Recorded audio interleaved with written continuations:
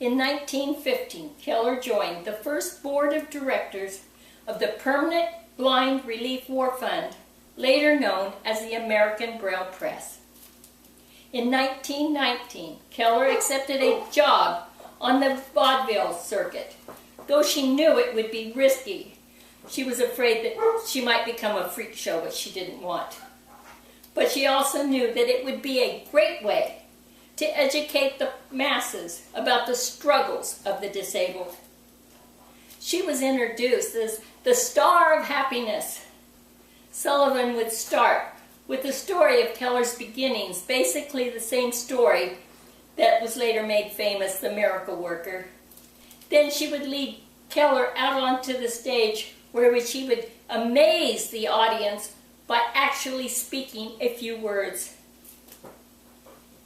In 1924, Keller started the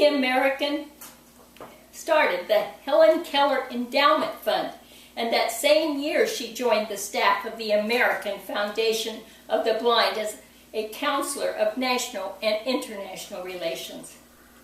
June 30th, 1925, Keller addressed Lions Clubs International in Cedar Point, Ohio. In 1946, Keller became a counselor in international relations for the American Foundation of Overseas Blind. 1964, President Lyndon Johnson awarded her the Presidential Medal of Freedom. 1965, Keller was elected to the National Women's Hall of Fame. Helen Keller devoted much of her later life to raising funds for the American Foundation for the Blind. In 1999, Keller was listed in Gallup's most widely admired people of the 20th century. When Helen Keller addressed the Lions in 1925, she challenged them to become Knights of the Blind in this crusade against darkness. Since then, this has become a major force of that organization, and several service-endorsed projects have been adopted, from diabetes awareness and testing, hearing preservation awareness in action, and sight preservation awareness in action. In 1971, the Board of Directors of Lions Clubs International declared that June 1st would be remembered as Helen Keller Day, and Lions around the world would implement sight-related service projects like eye vision screenings, White Cane Day, and diabetes awareness programs. At the U.S. Capitol Visitor Center, there is a bronze statue of Keller with the words on the pedestal base bearing this quote of Helen Keller in Braille: "The best and most beautiful things in this world cannot be seen or touched. They must be felt with the heart." End of quote. Helen Keller was not only an extraordinary blind person, she was also an honorary lion, living her life with the heart of a lion. I would like all lions to have a heart of Helen Keller, to embrace their blind community and people with disabilities and change how they receive them. To quote Mark Twain, "Kindness is the language the deaf can hear and the blind can see." End of quote. Part of the answer as to why more people with disabilities are not invited to join Lions lies in stereotyping. As Lions, we can combat that stereotype to not think of them solely as service recipients and take every opportunity to highlight the disabled as the productive, contributing citizens that they are. They have the same desire to give back to their communities as do Lions everywhere.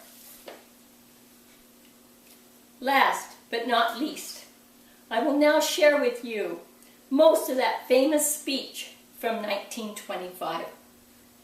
Not only would I like you to listen closely to the words of Helen Keller, I would also like to remake her challenge to you, Lions, to become true Knights of the Blind, to know what it means to really care.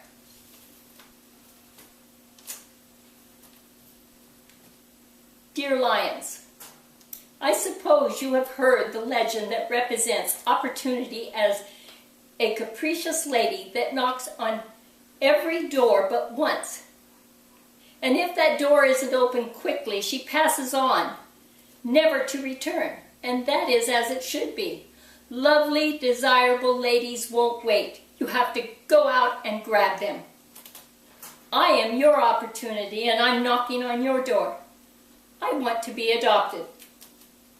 The legend doesn't say what you're to do when several beautiful opportunities present themselves at the same door. I guess you have to choose the one that you love best. I hope that you will adopt me, because what I have to offer you is full of splendid opportunities for service. Try to imagine how you would feel if you were suddenly stricken blind today. Picture yourself stumbling and groping at noonday as in the night.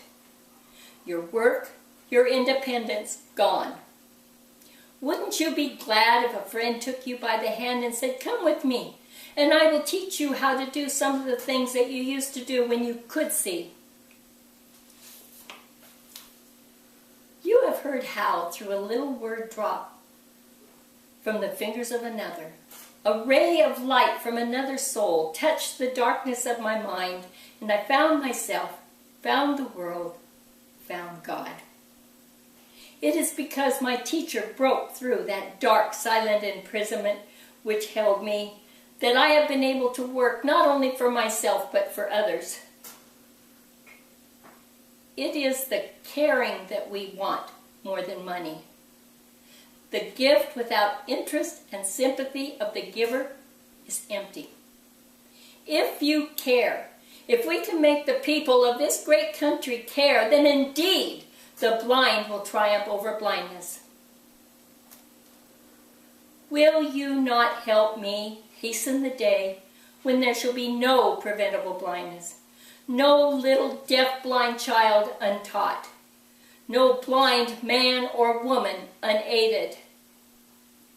I appeal to you, lions, you who have your sight, your hearing, you who are strong, brave, and kind. Will you not constitute yourself knights of the blind in this crusade against darkness? I thank you.